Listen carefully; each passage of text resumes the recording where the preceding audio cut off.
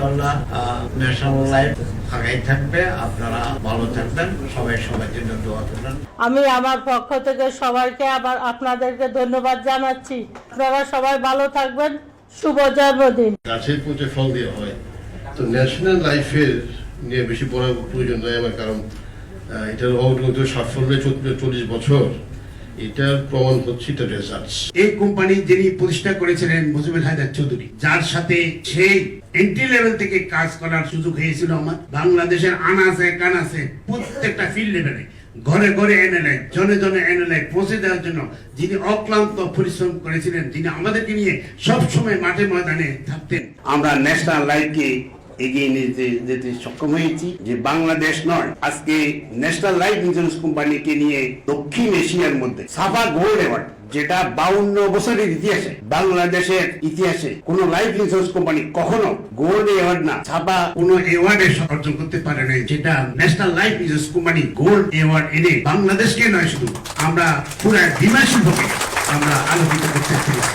আলহামদুলিল্লাহ, আজকে আমি গর্বের সহিত বলবো, আল্লাহ তাআলার অশেষ মেহেরবানি, অশেষ রহমত আমাদের উপরে বর্ষিত হয়েছে বিধায় 2020 সাল করোনা ছিল, সারা বিশ্ব জর্জরিত ছিল, বাংলাদেশের সকল অফিস আদালত রাস্তাঘাট সব লকডাউন, কিন্তু সেই কঠিন পরিস্থিতিতে আলহামদুলিল্লাহ আমি আপনাদের কাছে অত্যন্ত কৃতজ্ঞ। আজকে আমাদের সম্মানিত পরিচালকবৃন্দ আছেন, আমি যখনই আপনাদেরকে নিয়ে ডাক দিয়েছি, আপনাদেরকে নিয়ে প্রত্যেক মাসে মাসে হলরুমে আমি বক্তব্য দিয়েছি, সারা দেশে সবাই আমার সাথে প্রত্যেক সপ্তাহে জুমে অংশগ্রহণ করেছিল এবং মাঠে ময়দানে আমি এগিয়ে গেছিলাম, যার কারণে 2020 সালে 81টা বীমা কোম্পানির মধ্যে ন্যাশনাল লাইফ 19 সালে যে ব্যবসা করেছিল, 20 সালে আরো অনেক বেশি ব্যবসা করার কারণে আমরা দক্ষিণ এশিয়ার মধ্যে শ্রেষ্ঠ বীমা কোম্পানির সুনাম আমরা অর্জন করতে সক্ষম হয়েছি।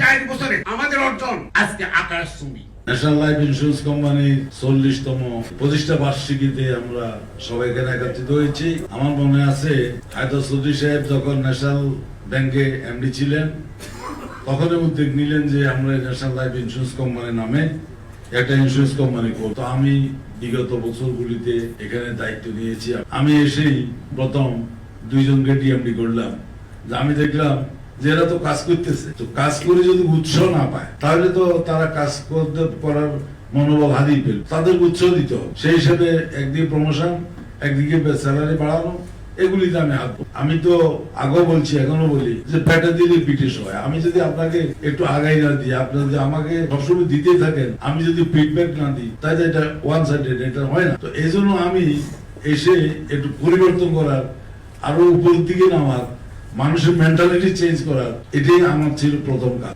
এবং আমাদের মাননীয় প্রধানমন্ত্রী শেখ হাসিনা, ওনার বাবা বঙ্গবন্ধু শেখ মুজিবুর রহমান, আমরা তো স্বাধীনতার সপক্ষে শক্তি, আমরা স্বাধীনতার আমরা অংশের দাবিদার হতে পারি। আমরা আজকে প্রধানমন্ত্রী যখন কোনো ইন্স্যুরেন্স কোম্পানির অনুষ্ঠানে আসেন, উনি প্রথমে এই কথাটি বলেন যে আমার বাবা ওখানে বসিয়ে 6 দফা রচনা করেছেন এবং উনি 1 মার্চকে বীমা দিবস হিসাবে উনি পালন করতেছেন এবং এটা ডিক্লেয়ার দিয়েছেন। আমরা আমাদের সঠিক পথে আমরা এগিয়ে যাব। ম্যানেজমেন্ট, আমাদের বোর্ড, আমরা সঠিক পথে আমরা থাকবো। আমরা আমাদের কোম্পানিকে আমরা আমাদের সিনসিয়ারিটি দিয়া, আমাদের অনেস্টি, সততা দিয়া এবং আমরা কর্পোরেট কালচার দিয়া আমরা এটাকে এগিয়ে নিয়ে যাব।